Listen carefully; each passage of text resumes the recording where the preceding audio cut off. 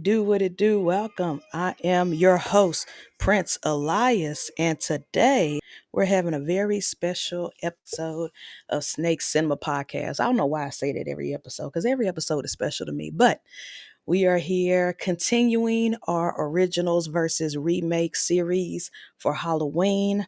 Today we are doing two films, two different series. We're doing originals versus remake of the Evil Dead franchise and original versus remakes of House of Wax. So super excited about both of them. And I think also this episode will be different from the others just for the pure fact that I don't hate none of the movies I'm talking about today. So that's gonna be I think that's gonna be good entertainment because I don't I don't have much. I do have some flaws. Some movies have some flaws, but I don't have like a "ooh, I can't stand this movie" type of review or rant. But yeah, I'm super excited. But anywho, let me do merch shout out. Of course, we got my bro KG and D Bomb Projects on the hat. And today I'm keeping it simple. I have my Pandora bracelet my mom gave me for my birthday 2 years ago, but I also got DJ Royal Caribbean Exotics chart this course and make sale. And then a show that I will be at next weekend in Nashville, the All American Reptile and Plant Expo. Shout out to Troy and his whole team. I really love this show.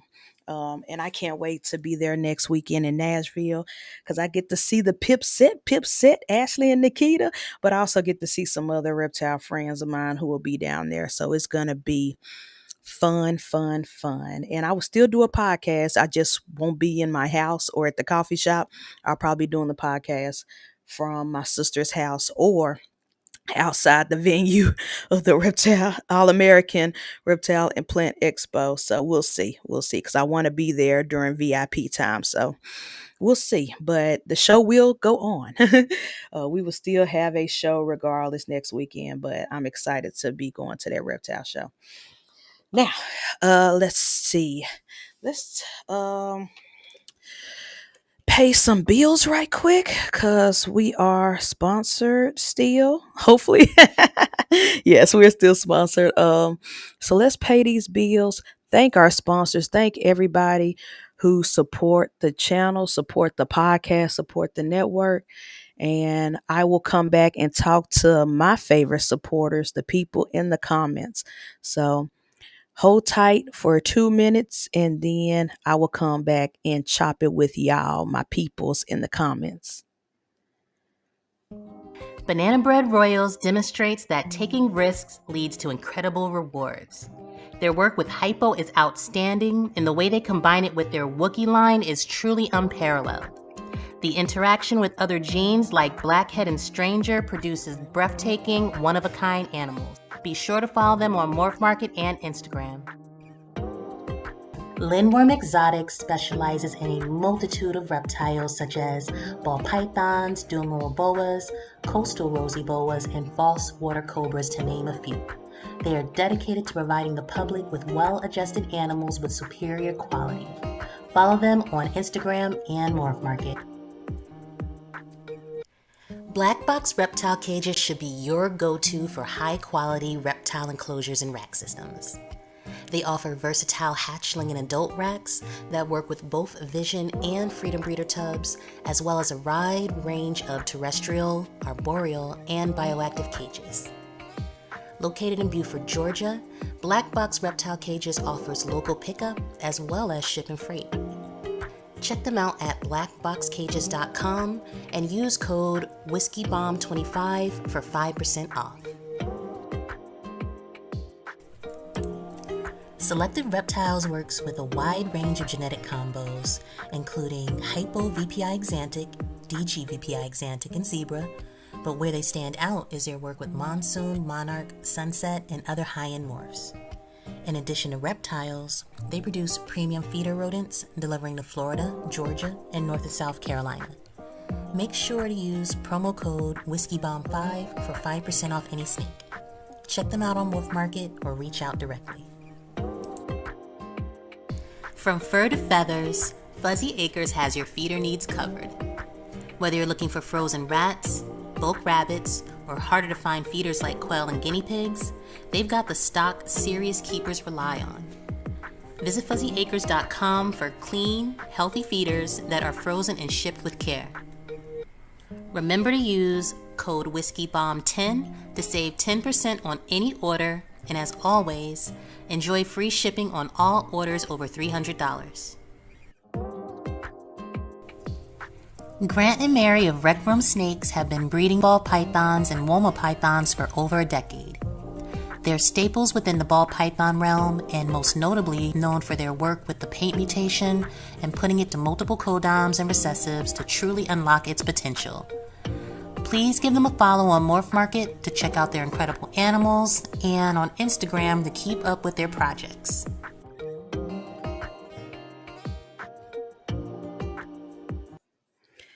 And we back.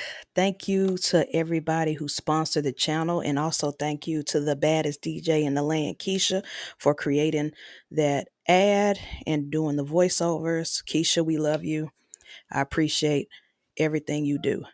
All right. So, news of the week. It was very small, but heartbreaking.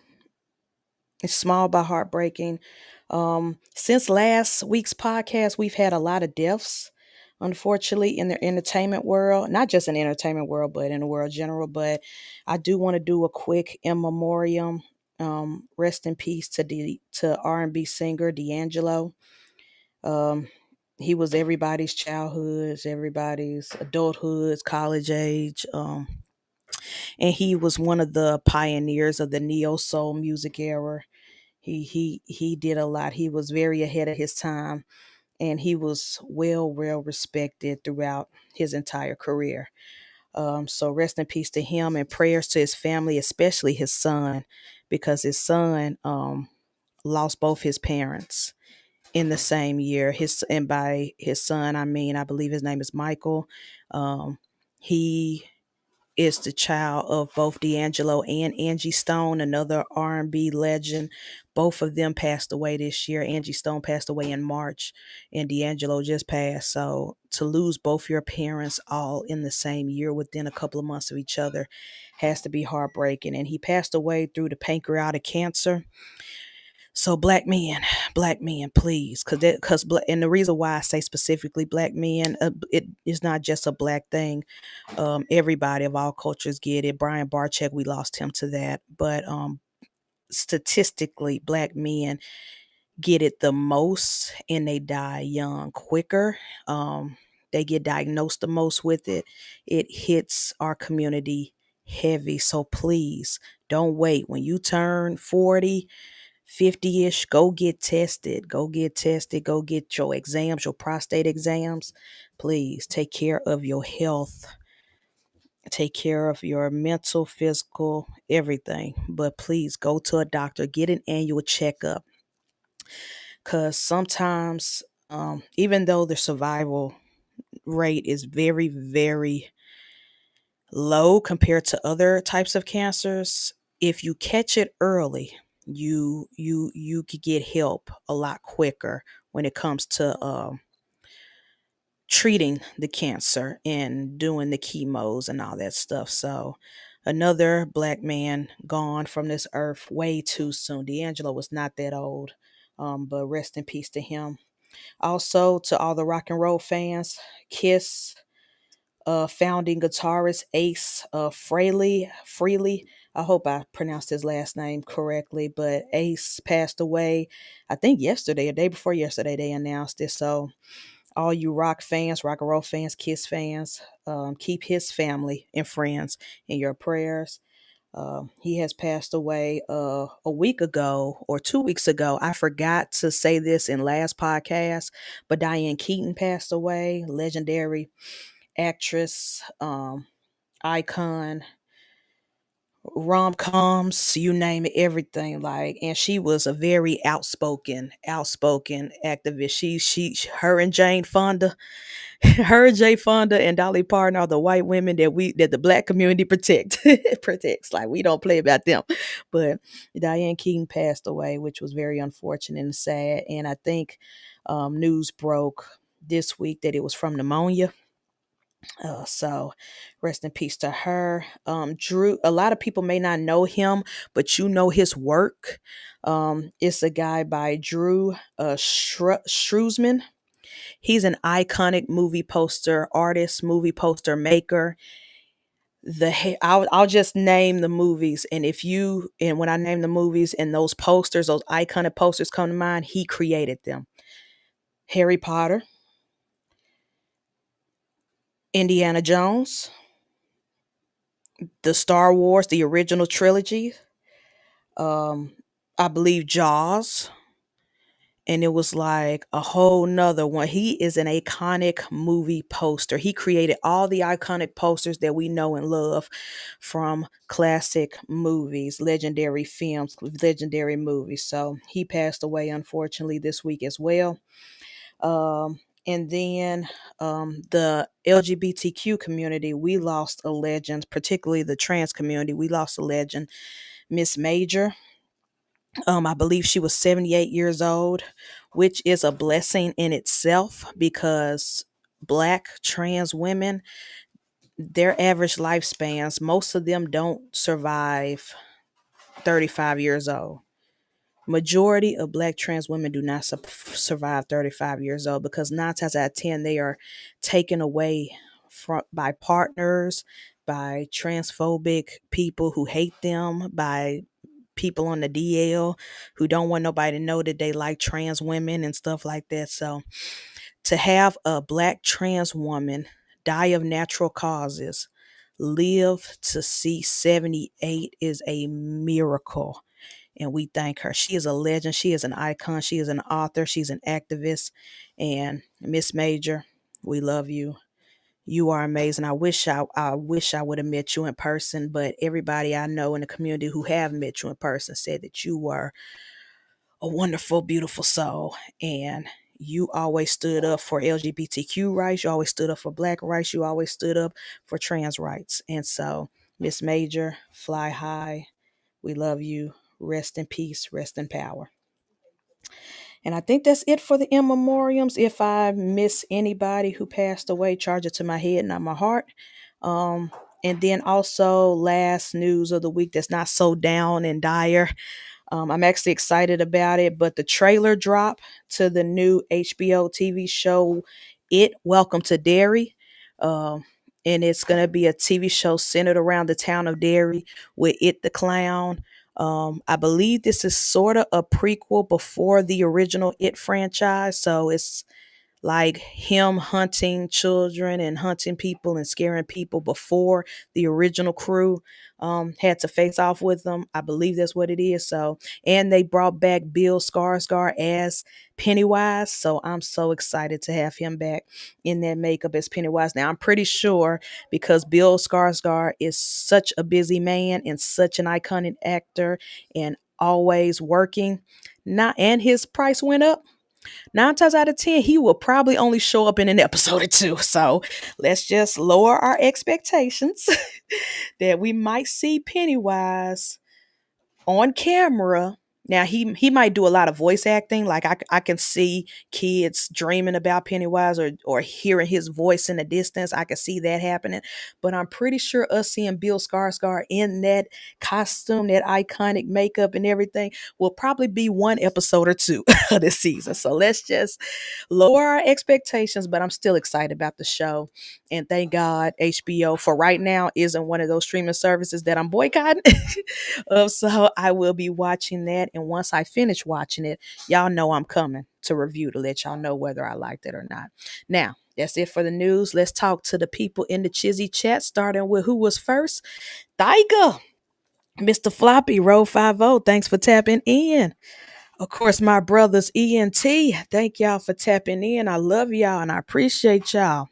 319 Reptiles, what it do? Thanks for tapping in. I appreciate you. Jamie, try God's Morphs. Thanks for tapping in. Good morning. Good morning. What it do? Let's see. I done got used to the coffee shops at this point. Hey, push come to shove, when we have a million people in this house and they all talking and getting loud, or when my Wi-Fi don't want to work, I'll be back at that coffee shop. Trust and believe. That's my unofficial podcast studio. Jay, Outdoors with Jay. Thanks for tapping in. Good morning. Good morning. I saw your throwback video you posted on Instagram. You was just a little baby Jay, and now you probably 6 feet tall at this point. Thanks for tapping in. Good morning. Good morning. Great to see you. Christopher Walker. I be trying to say Walton, like the actor. My bad. Walker, thanks for tapping in. Good morning. Good morning. Jared, thanks for tapping in. And if you're not, please subscribe to Jared's new channel, Gem Exotics. That's where you can watch the genetic canvas on there. So please support our brother. All love, Jared. Coco, Wiz, thanks for tapping in. Appreciate you for tapping in. And yes, my condolences, Wiz, condolences for you and your family. Spend time with them. uh Wish send your aunt off to the ancestral playing field. Send her off in a good way. Spread the love and rest in peace and rest in power to her. You are in my prayers, Wiz. You are in my prayers, Wiz. Love you, brother. All right. Jesse, thanks for tapping in. Good morning. Good morning. I appreciate y'all. Harry Potter gang. Yeah, yeah. I am a Potterhead. I just Y'all know why. I just don't fuck with J.K. Rowling. I just don't deal with the author anymore. But I'm still a Potterhead. I'm not gonna lie. I'm Hufflepuff, Team Hufflepuff. That's my house, and so it is what it is. Ah, but it's okay. We can always separate the artist from the art. Yeah, it is a sad statistic, but it's real. It's real. A lot of us do not make it. As a matter of fact, Jesse, the at least from what I know, from the trans community, the trans circles, we've lost at least 50 this year in 2025. And that's just the ones we know of. Who knows the ones we don't know of? We've lost at least 50, and a lot of them are young trans women, Black trans women, and Hispanic trans women who have been murdered or died by unaliving. Can't say the word on YouTube, but you know. But Miss Major, like I said, her dying of natural causes at the age of 78 is nothing but a miracle. She's a true survivor. Let's see. Yes, you gotta watch it. It is so good. It is one of those, and it might be the finale of this series, originals versus remakes. It is one of those where the original and remake are both amazing. For me, they're both 10 out of 10, but for totally different reasons. Like they can stand on their own. The updated one, the remake, and the original are both the best. And I love both Pennywise. It's Jim Curry, not Jim Curry, Tim Curry is that main. And Bill Skarsgård is also that main. They gave us two different Pennywises, and both of them are iconic in my eyes. So yes, Orlando, please go watch it. Vinny, Bone Daddy, thanks for tapping in. Appreciate you. Good morning. Good morning. New sponsor to the network. We appreciate you. Appreciate you, bro. Let's see. Yes, yes. JK is such a disappointment, but I'm used to it. Y'all know how big of a fan I am of Disney, and how when I told y'all the story many podcasts ago, when I was a kid, I want to say 8 or 9, I told my mom that I was going to work for Mr. Walt Disney, not knowing he was already dead by that time. But I was like, when I grow up, I'm going to work for Walt Disney. And when I grew up, and actually, I went to film school. I did everything. I got my bachelor's degree in film and video productions, all that stuff. But when I found out his racist past, Total disappointment. That's when I learned how to separate the artist from the art. That's when I learned how to divide the two. I can say F this guy, but also still like what he created. And JK has went down that list of people that I just cannot stand. But I'm not gonna throw the baby out with the bathwater because Harry Potter was my life. I read the books as a child in middle school. I went and saw the films. I actually got in trouble for going to see the films because my parents are devout Christians and they thought, witchcraft and wizardry. So they were upset that my school took us to the theater to go see the movie. But I digress. I still, I can't help it. I love the characters and the lore and all that stuff. Let's see. Slytherin house, man. You know what the issue is? Because I love snakes so much, I wanted to be House Slytherin, but every test I took, every house test I took, the official one and the non-official ones were all like, no, baby, your little sensitive butt is Hufflepuff. Like every time. You are not Slytherin. You're not even close. You're not Gryffindor. You're like, you can change your answers all you want. You are still Hufflepuff. Oh God. Oh.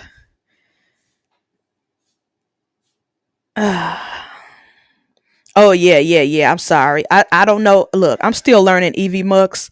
So as of right now, we're still streaming to all channels. So if you wasn't seeing all the comments, my bad, Jared.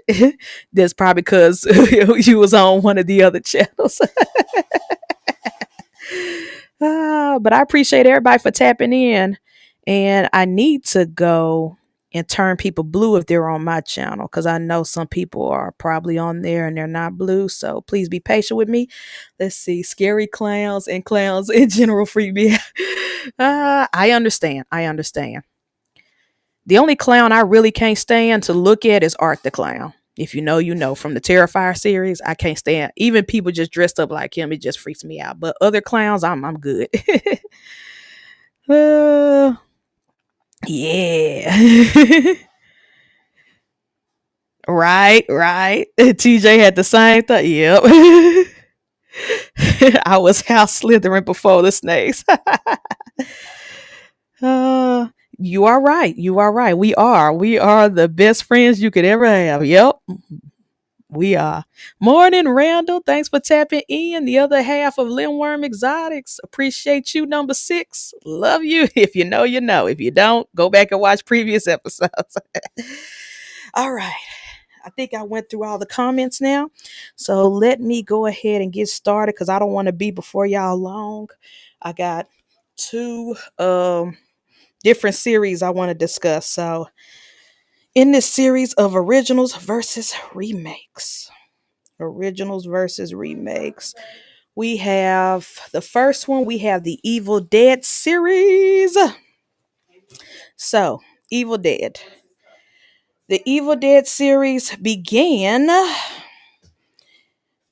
Let's see. The Evil Dead series began with Sam Raimi's 1981 classic. It was actually rated NC-17. Um, and let's say it is body horror, dark comedy, splatter horror, supernatural B horror movie starring Bruce Campbell, Ellen, I'm gonna say her name wrong, Sandweiss, and Richard Magnicar. Apologies. And basically, the premise is 5 friends travel to a cabin in the woods where they unknowingly release flesh possessing demons. And you can find it streaming on Paramount Plus, but y'all know y'all can also find other ways to stream that junk. But and I think you can also rent it on like Amazon Prime and YouTube and stuff like that. But it is a classic. um it is a classic B movie horror. I remember watching it years ago, um when I was a teenager. And y'all know me, I do not like body horror. I don't. So one thing, but I what I don't like about body horror, I think that I can admit when a film do it well. And this is one of the movies that did it well. It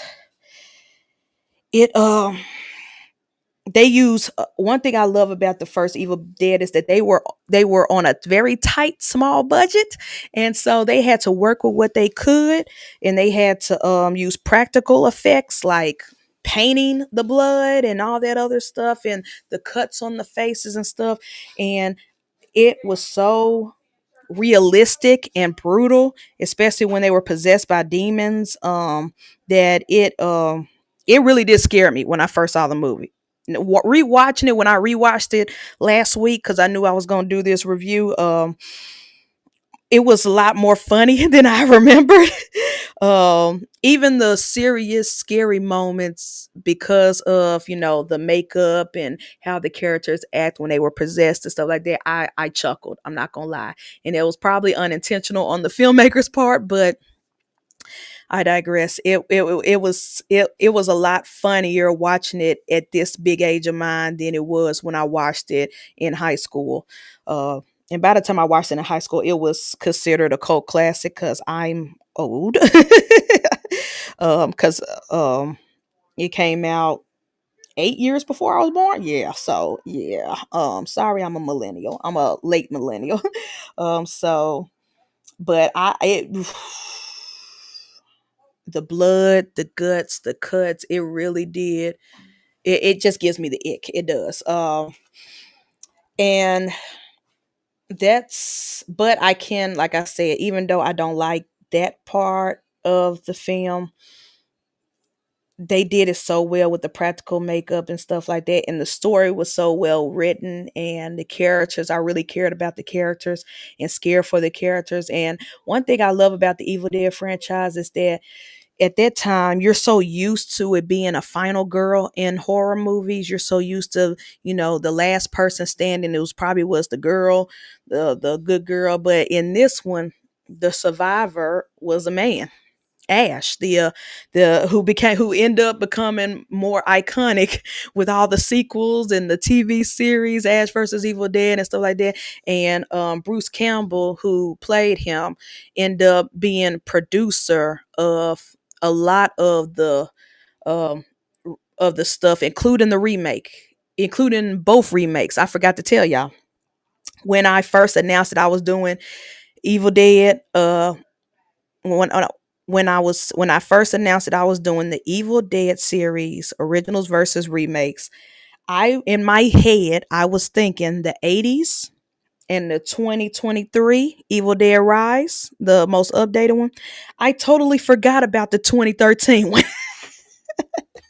And I went and saw the 2013 one when it came out. Like, I totally forgot that I went and saw that movie. I was like, what the heck?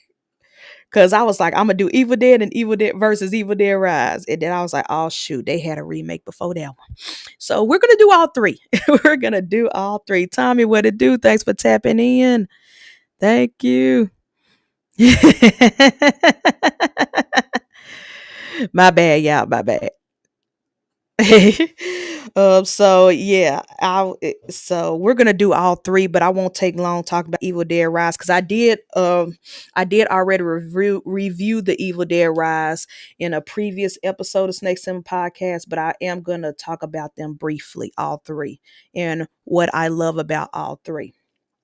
So that's another positive I like about the original Evil Dead, because I want to do positives and negatives. The positive I like about the Evil Dead franchise is, or at least the first one, is like I said, the characters. I really love the characters. I cared about them, even the throwaway characters, because we all know in these horror films, you know who gonna die first. You already know which ones is the sacrifice and all this other stuff. But it was how they died, how they were taken out, how they were possessed by the demons before they were taken out.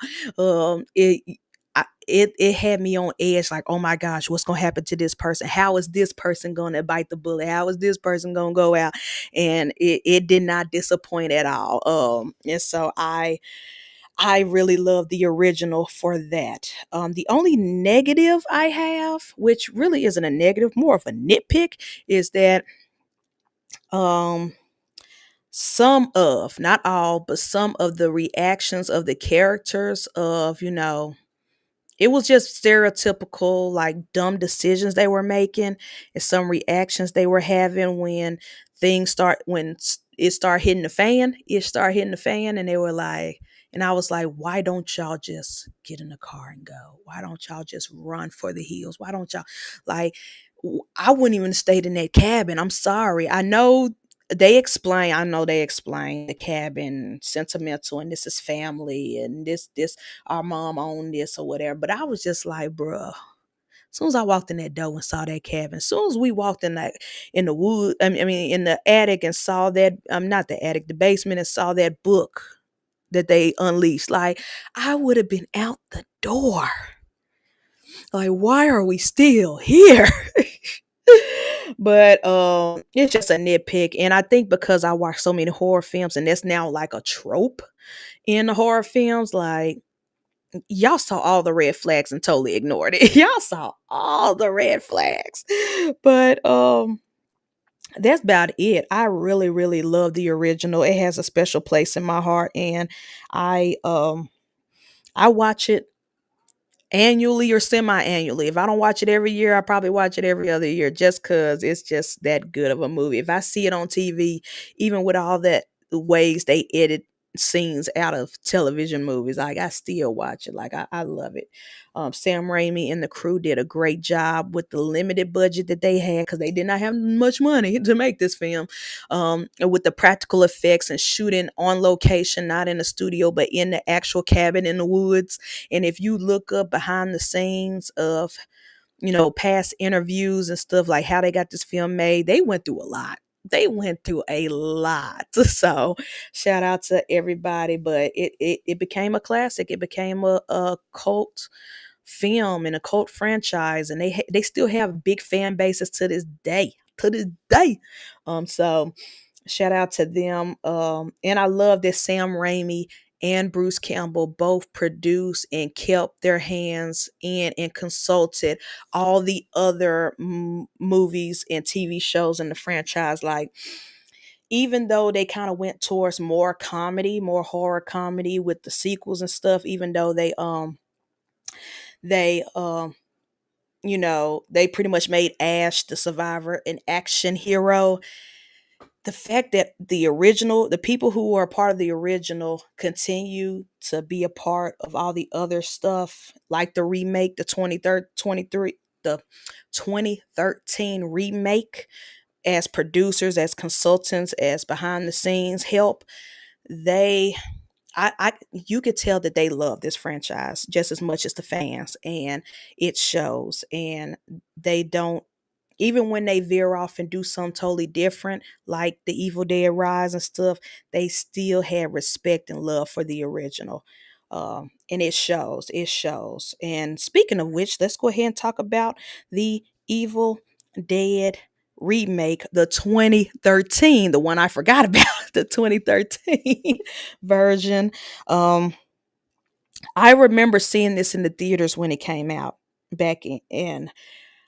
I remember loving this one way more than the original. And the reason why is because, one, they had a bigger budget, so it was a lot more cleaner. And by cleaner, I mean you could tell the difference in like the camera quality and stuff like that. You can tell the difference. It just looked a lot nicer, even though they got a lot gorier. All the things that Sam Raimi wanted to do in the original, but he couldn't, they went all out for the remake, the 2013. So you got a lot of guts, you got a lot of gore, you got a lot of blood. And I do like that they updated, the reason why they didn't leave the cabin, the reason why they sorry y'all, one second. The reason why they couldn't just get in a car and leave and stuff, the storylines, the characters. Now I do like the actors in the original versus the remake for certain reasons. However, I did feel for the main character. I believe her name was Mia, when because she was going through a lot. She was going through a lot. And basically, the premise of this version, this remake, is that Mia, a drug addict, is determined to kick the habit. To end that, she asked her brother and his girlfriend and their friends to accompany her to their family's remote cabin while she go through withdrawals. So, and then of course they stumble upon the book of the dead in the cabin, read it out loud, demons come out, and that's when you start to get similar things happen to them that happened in the original. But it made sense why they didn't leave right away, because all of the weird antics she was doing when she was becoming possessed, and all the weird things that were happening to around the cabin and to her, they just chalked it up to, oh, she's going through withdrawals, she's acting like this, she's snapping at us, she's cussing us out, she's saying all this because she's going through withdrawals. Like, they didn't sense the danger that they were in when they in the beginning. So I get why they didn't just leave right away when stuff started hitting the fan. But so it made a lot more sense. And then by the time they realized, oh, we're in danger, it was kind of too late, because more friends got possessed. That wasn't me. More friend, other things started happening. They run out to the car trying to drive away, and the car wasn't working. Like, it started to make more sense. So I do love the more modern versions, how they wrote, why they couldn't leave the cabin, why they didn't leave the cabin right away, and how everybody, was doomed from the beginning. It was messed up. And so it's and like I said, if you like the blood and gore and stuff like that, then you're gonna love the remake more than the original, because they went all out. They lost their minds. The special effect, and one thing I love is, yes, they did use CGI and some stuff. I'm not gonna sit here and say they didn't use any CGI. They definitely used CGI and this stuff, but they still used a lot of practical effects. They did use a lot of makeup, a lot of and they were on location at a real cabin still. Like, even though they had the budget, they could have been at a studio or somewhere fancy or whatever. They still was, you know, acting as if they were back in the original, when they made the original, like we some college kids trying to make a film. Like, that's what they acted like, even though they had a bigger budget. So it was I still enjoyed it, even though I closed my eyes during the body horror scenes, the cuts and the guts, and I still like did this, but I still enjoyed the movie, the story, the characters. It was a lot of fun. And then, of course, briefly, Evil Dead Rise. um Hold on, y'all. Evil Dead Rise is the one that just came out in 2023. And to be honest, this was my favorite. This is my favorite out of all of them. Um, for so many different reasons. One, the characters. Two, the setting. The setting wasn't in a cabin in the woods like the other two. It was in a city, in a high-rise apartment. Um, and basically, a reunion between two estranged sisters get cut short by a rise of flesh possessing demons, thrusting them into a battle of survival as they face the most nightmarish version of their family. And so, basically, the premise was two sisters are estranged for rightful reasons. But basically, they came back together for a reunion. One sister has 3 kids, the other sister had no kids. Well, we didn't know until later on in the film she was pregnant, but she feared, her biggest fear is of being a mother and failing as a mother. And she was thinking about, getting, going to the clinic and getting rid of the pregnancy. But by the end of the movie, you follow this character, you feel for this character, and she realized that not only is she fit to be a mother, but she ended up having to help raise her sister's child. Um, and I love this film because you would think, we're so used to the same horror movie tropes. We're so used to the same thing happening. Like, when you see a horror movie with kids, nothing's going to happen to the kids. Unfortunately for the Evil Dead Rise, some of them kids didn't make it. Some of them kids did not make it, which was a shock to me. I thought all the kids was going to survive and the two sisters were going to be the one to die. That's what I had predicted when I first watched it, but nope. Only one child out of the three kids survived. But I do kind of respect the film for not being afraid to go that route. I respect the filmmakers for not being afraid to say, "Yo, this version of Evil Dead, they evil. They evil for real."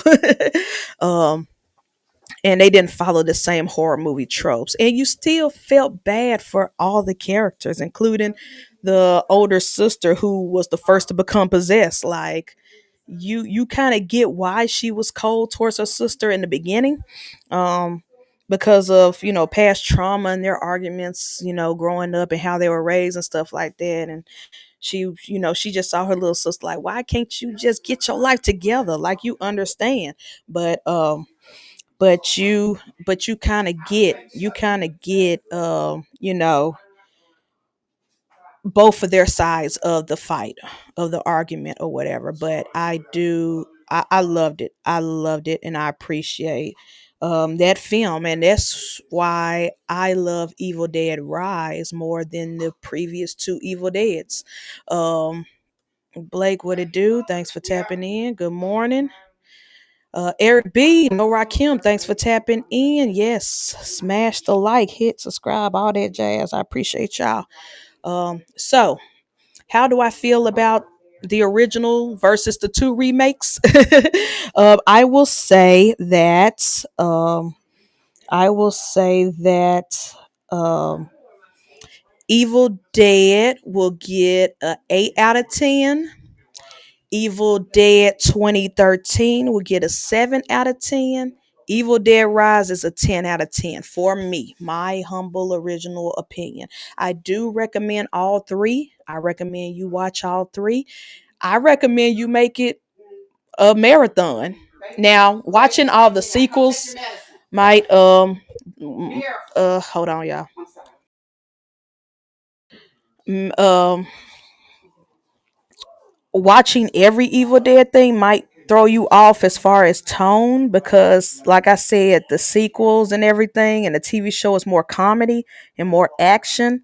But if you just want to stick straight horror, straight being scared, straight body horror, straight bloody and gore, Evil Dead 1981, Evil Dead 2013, Evil Dead Rise, those are like a perfect triple movie marathon that I definitely recommend for anybody. So yeah, I love all three. I recommend everything. Nobody is a loser in this competition of originals versus remake. And I think the biggest reason why is because the original creator, Sam Raimi, still, even though he didn't direct the remakes, the two remakes, he still had his hand in everything. He still was a consultant, he still was a producer. He did not let them jump the shark, so to speak, and ruin the legacy of the characters or the original lore of the franchise. So even when other directors had a hand in it, they still show respect to the original, the OG. So yeah, I recommend it. I think it's a great series and a lot of fun. A lot of fun. Even if you gotta do like this, watch it like this when you want certain parts, because it does get gruesome, especially in those remakes, with the new CGI and practical effects. Yeah, it was a little still makes my flesh crawls on some of them.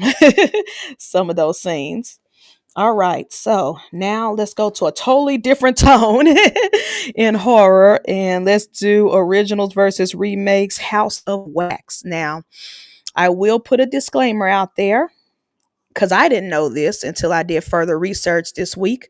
Because it's been so long since I saw the original House of Wax. The original House of Wax came out in 1953. However, that was not the original. That was also a remake. The original House of Wax, it had a different title. It wasn't called House of Wax, but the original House of Wax, um, the story and everything beat by beat was created in the 20s, in the 1920s. It was so. the what we thought or what I thought was the original. Well, I'm gonna say we, because even if you look on Google and you type in original House of Wax, they keep showing you the 1951. They don't show you the 1920. So the original House of Wax is from 1953, and it stars the legendary, the goat, the horror movie legend Vincent Price. He stars in it, and so he is our main character that we follow for the most part, but there's also another main character that we follow, and it is directed by Andre Detoth. I think I said his name right, or Andre Detoth, because he's not American. Um, and it came out in 1953 with a budget of with a budget of 658,000 USD. But in today's economy, $1 million. And back then, even back then in the 50s, it was a big hit, a big blockbuster hit. They made a ton of money. Vincent Price got rich out this film. It was just an hour and 30 minutes. Um, and one thing that throws me off about the 1953 movie is that if you watch any of those old films, let's say Casablanca or Marilyn Monroe type films, or any of the any films from back in the day, like Gone with the Wind and stuff like that. When it comes to tone, when it comes to musical scores, they all sound similar. So when I did my research and watched this and stuff, it doesn't read or it doesn't feel like a horror movie at all. Even though it is a horror movie. It's listed as a horror movie. And when the second and third act of the film happens, like, it is straight up a horror movie. But when you get the title card and all this other stuff, it sounds like a romantic comedy, like with the scores and stuff. It just throws you off in tone in the beginning. Like, you think it's going to be like a period piece drama or a period piece romantic comedy. Like, you're thinking Gone with the Wind and stuff like that. And you got Vincent Price, showing up. He's working on his little wax models and figurines of his museum and stuff like that. And it takes a minute for you to be like, okay, I'm watching a old school horror film. But basically, the premise of this one is wax sculptor Henry, played by Vincent Price, is horrified to learn that his business partner, Matthew, plans on torching his wax museum to collect on an insurance policy. Henry miraculously survived the fiery confrontation, um, and then emerges years later with a new museum of his own. But the appearance of his new sculptures seem the same as a number of corpses that have vanished from the city morgue. And so, basically, the main character, not Vincent Price, the main character, her name is Sue Allen, played by actress Phyllis Kirk. She started to notice when she's walking around this museum and she's seeing this museum that Vincent Price built, that a lot of these wax figures look awfully familiar as actual people that she know, like one of her best friends. She's like, yo, who passed away recently. So she like, yo, that looks so good. That looks eerily like her. And of course Vincent Price was like, oh, she was my muse, she was my inspiration. I saw her face and I just had to recreate it. But in the twist, and I am gonna spoil this movie. I'm gonna spoil both movies because they're both old as dirt. Um, the twist is, yes, he is robbing morgues, getting people who recently passed while they're still, look good before they decay, and then he pour hot wax and make them to wax figures and dress them up and put them in his museum. Um, and so, of course, like any horror movie trope, they have a confrontation. Somehow somebody, a cop or a detective, come to the rescue to save the main girl, because back then the final girls had to be saved by another man. Like, the final girls, there were no final girls in the 1953 films. And so Vincent Price the twist was he was a bad guy, he was evil, and he got foiled, and then taken out, and then they rescued her, and then the end. But it is a slow burn, I will say that. It takes a minute to get to like the good stuff. However, Vincent Price is that dude. I ain't gonna lie. He, no matter what movie you put him in, he gonna act his butt off. And the main character, Sue Allen, she did great. But it was a fun movie to watch, and it didn't feel long. Even though I say it's a slow burn, the movie didn't feel long. Um, and stop saying pause, Wiz and Eric and everybody else, because I know y'all say that y'all head.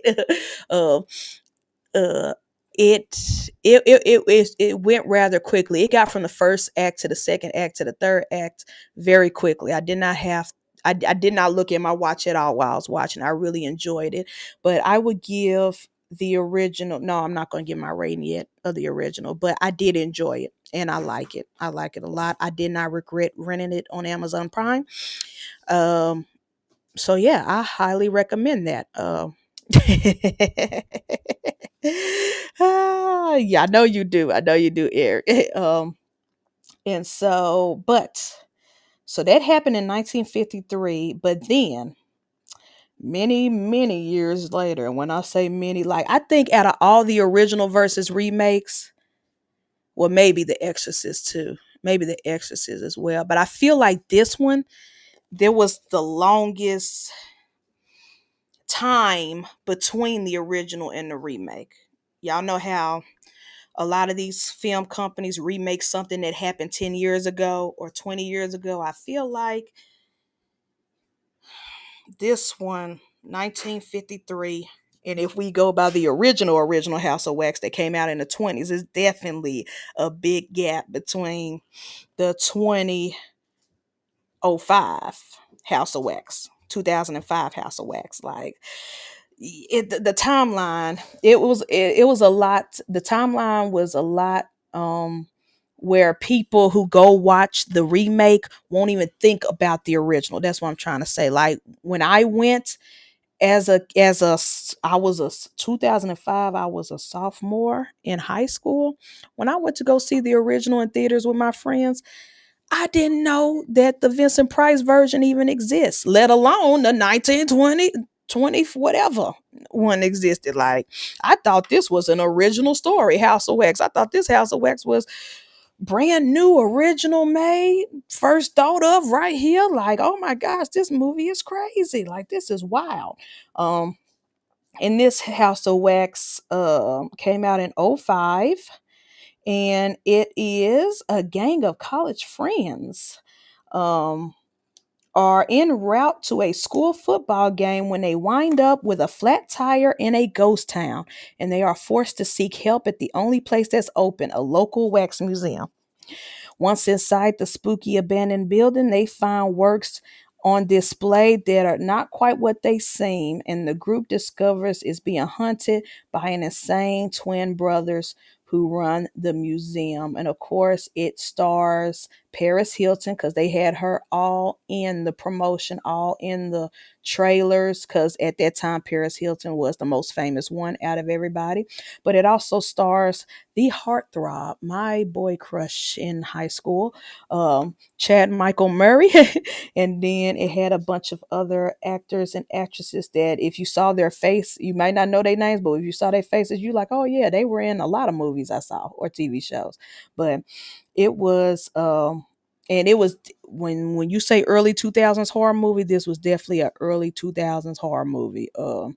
All the tropes of everything. And it came from the same studio, Dark Castle, who gave you 13 Ghosts, the same studio they gave you House on the Honey Hill, which is another remake of another film, and Ghost Ship. So if you remember those films, this was the same studio that brought us the remake of House of Wax.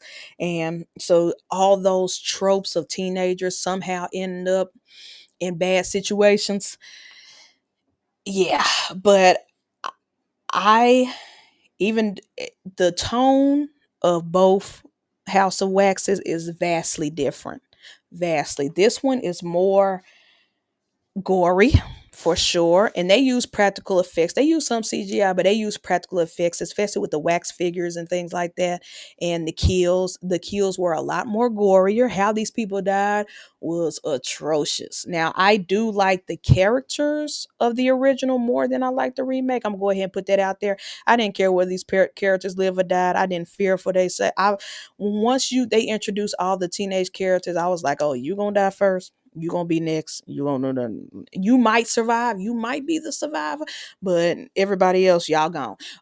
That's how I was when I was watching theater, and I was just looking forward to how they were gonna die when I was watching that. Even when I watched it again this week, I'm like, yeah, I can't wait for this scene. I can't wait to this. I can't wait to see this person he bites the bullet. It and how everybody died, gruesome, gory, horrible deaths. But I do like and I do respect that they did not do a shot for shot, beat by beat of the original. They did something totally different. The storyline is totally different. How these characters got it, even how the villains with the wax museum, how and why they are the way they are is totally vastly different from the Vincent Price character. Um, and also with the original, where Vincent Price's character was just stealing corpses from the morgue, he only like actively murdered one person, which was somebody that he just didn't like, his business partner that betrayed him. Everybody else, he just stole bodies from the morgue. Whereas this one, the villains, the brothers, they they just actively killed anybody. Like they killed an entire town and turned them all into wax figures, like the entire town. And then they set them up. It wasn't just a museum, the entire town was set up. They set them up in the context of whatever. So when these folks walked into a church, it was people sitting in the pews and in the congregation as their wax figures in the church. That the main characters walked into a movie theater, and there were figures of people sitting in the movie theater and stuff like that. I think they went to like a cafe or a bar, and they thought this was all just a museum. They thought this whole thing was a museum. No, baby, this was an entire town of people that actually lived there, and they all got brutally murdered by these brothers and turned into wax figures. Like I said, the gore scenes when they finally figured things out, and how people was killed off and stuff like that, it was very, very disgusting and nasty. And I love the practical makeup and things like that. It was dope. So like I said, two vastly different films, two vastly different um tones. I think the remake was a lot more meaner. At least with the original, you kind of got why the dude became crazy and why he did what he did. It was like a revenge story. Like, I've been betrayed and I'm just seeking revenge and stuff like that, and trying to rebuild my museum that I once created, that got burned down. But with this one, it was just two twin brothers who were just evil and deranged, and they just did crazy stuff, like, anyways. But it was a lot meaner. The tone was a lot different, but they each were quite enjoyable and amazing popcorn flick. You know what I'm saying? Amazing, like, it going to the theater, just pop your popcorn.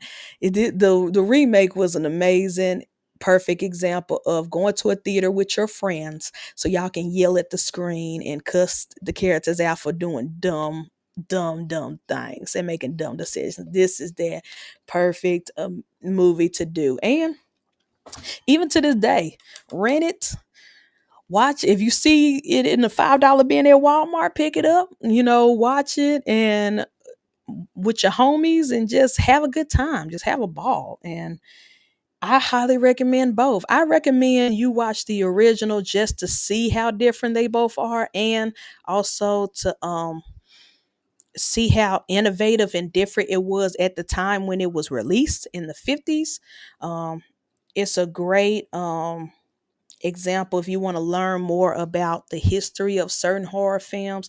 Looking behind the scenes and researching behind the scenes of both is amazing. They both have their own stories. And again, Even though I love the characters and the actors in the original more than the remake, it was a lot of fun. It was a lot of fun, the remake. And so, like I said earlier in the show, I don't hate none of the films I talked about today. I don't hate them all.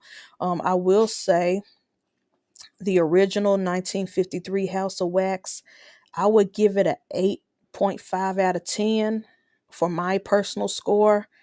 Just from a movie making standpoint, like, this is one of those films that my professors, when I was getting my bachelor's degree in film, would have made us watch, and I enjoyed it, and I wouldn't have had an attitude if my professor said, yo, y'all gotta watch this film and write a essay about it. I would have been like, okay, cool, I got you. Whereas the House of Wax is just good fun, popcorn horror, good fun. Um, guilty pleasure. Guilty pleasure. That's all I can say. So House of Wax, the remake, I keep saying 2005, 2005, 2005 remake, I would give it a 7 out of 10. 7 out of 10. It's fun. It's fun. It's not a perfect film. It has its flaws. The acting is a little on certain characters, but you gonna have fun watching these characters see their end.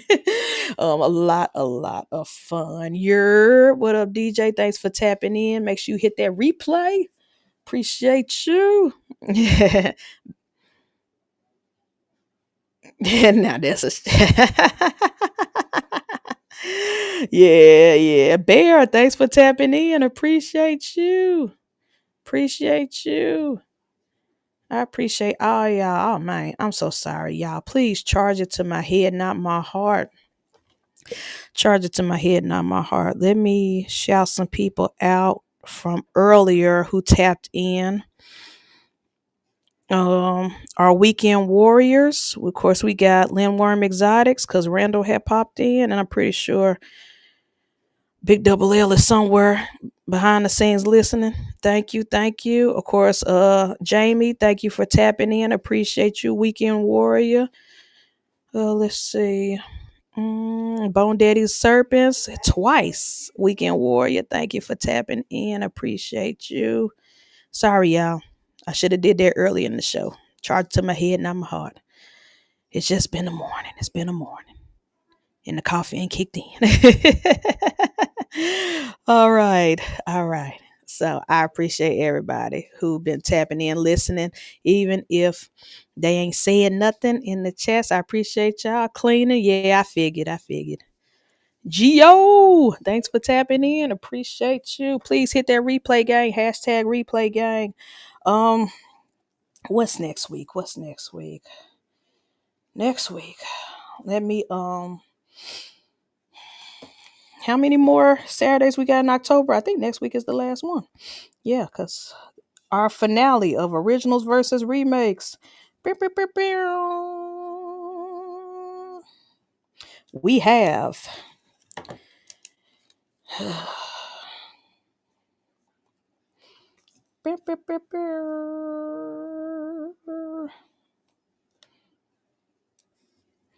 we have I know for a fact we have Child's Play, original versus remake. So that will be next Saturday. And then we also have, we're going to keep the theme of children next week. Our remakes versus originals. We have Child's Play. That's the Chucky franchise. And then we also have Children of the Corn. So we are going to end our Halloween original versus remake extravaganzas with those two. There will be next Saturday, the 25th. Yep, Saturday the 25th. So please tap in. And again, I will be live from Nashville, either at my sister's house when I go live, or at the All American Reptile and Plant Expo Troy show that's in Nashville. So I do appreciate y'all. Thank y'all for tapping in to another episode of Snake Cinema Podcast. See, I told you. You could rent it on YouTube or Amazon, or you can probably find the film in them $5 bins at Walmart. Yep. ENT said found it $3.99 rental. Yeah, go on a rental. It's worth the $3.99. I'll tell you that right there. Paris said I'm shopping. What type of shopping? Are you at physically at a store shopping, or are you on Morph Market trying to get a lizard? Yeah.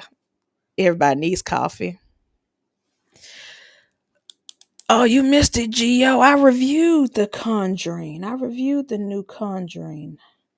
Um, I want to say 3 weeks ago. So tap in to see my opinion on that. But yeah, it was alright. It was pretty good. Yeah, my wife screaming. Well, see, the thing is, I the Conjuring. I love it. Don't get me wrong. I love the Conjuring franchise, but demons in general, just like The Exorcist and all else, they just don't do it for me. They just don't like zombie movies. I enjoy zombie movies. Like I love Train to Busan and stuff like that. It's just the monsters themselves don't scare me.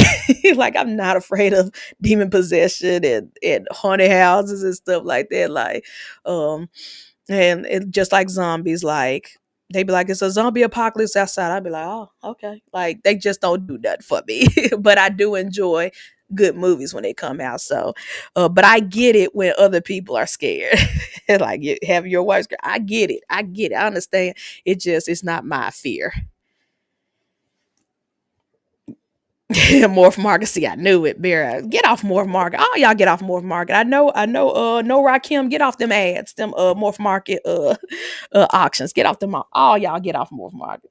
Y'all gonna stay broke. I'm kidding. Y'all make more money than me. Let's see. Yep. Heights. Yep. And there has been some movies on Heights. Like, what's that movie that came out last year? It was a movie that came out last year with two girls that were climbing a pole or a tower and got stuck because the rope broke. That movie would give me anxiety. That movie would give me anxiety because I don't like heights either. You know I love you, Eric.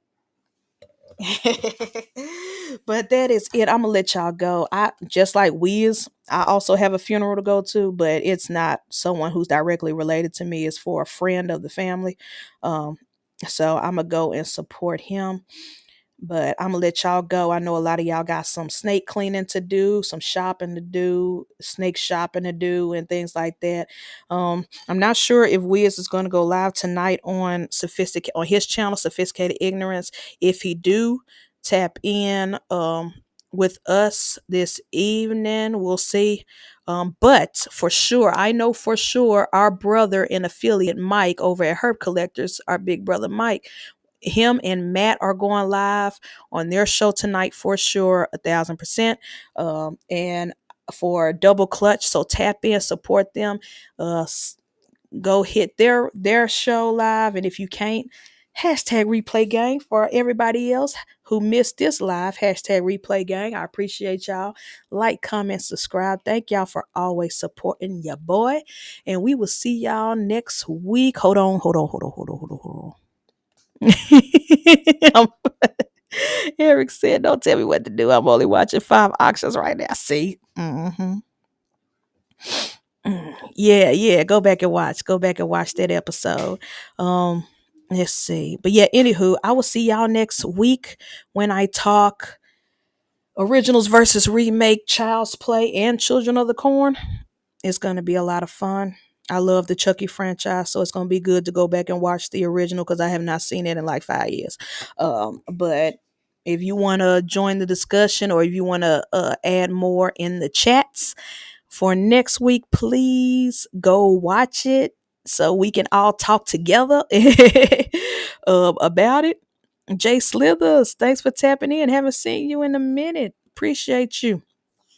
Um, and again, um, I believe Father Don is still doing his show tomorrow afternoon and I will be helping him work in the background on that. So be on the lookout for Father Don's channel to see if we go live tomorrow. I believe we do. I just don't know the guests. I don't have the list of his guests. But super excited about that. And then also tap in with Fred and AJ FNA. They have their show. On tomorrow as well. And of course, I believe Proxima is going to be joining them on that episode, Mike and Melissa. So tap into them. And of course, y'all know the games, the races. That'd be a lot of fun. We be competing. Like sometimes I don't even talk in the chest. I'm watching, but I don't talk in the chest because I be getting mad when I don't win. But it's a lot of fun. It's very competitive.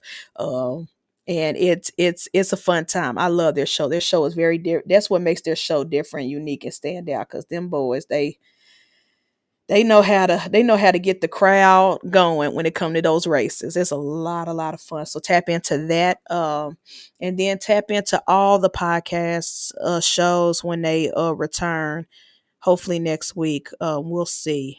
We're just playing it by ear, but keep everybody in your prayers. Keep everybody positive thoughts, well wishes, and just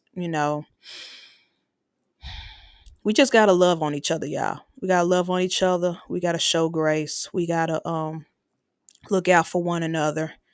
We're all humans. We fall short. We do.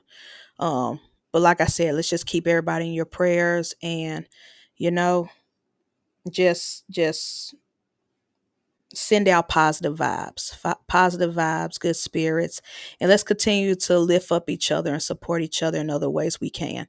And again, follow Jared's new channel, Gem Exotics, GEM Exotics, for Genetic Canvas. And of course, follow his page on Instagram so you can stay updated on who his guests will be for the Genetic Canvas. And just support everybody. We as his channel, everybody. Just so you can be in the know and know when certain shows come live. But I love you all. Thank y'all for always supporting us. Thank you for helping me get to 101 episodes of Snake Cinema Podcast. Whether you're new to this show, watching this show, or you one of the OGs that's been watching back when this was just a vlog, I am totally grateful for all of y'all and everybody in between. I love y'all. Thank y'all. I appreciate y'all. And let's be great. Let's be great, and let's just take everything one day at a time, one step at a time. Y'all are amazing. Keisha, I love you. I'm here for you. Y'all have a great day. Peace.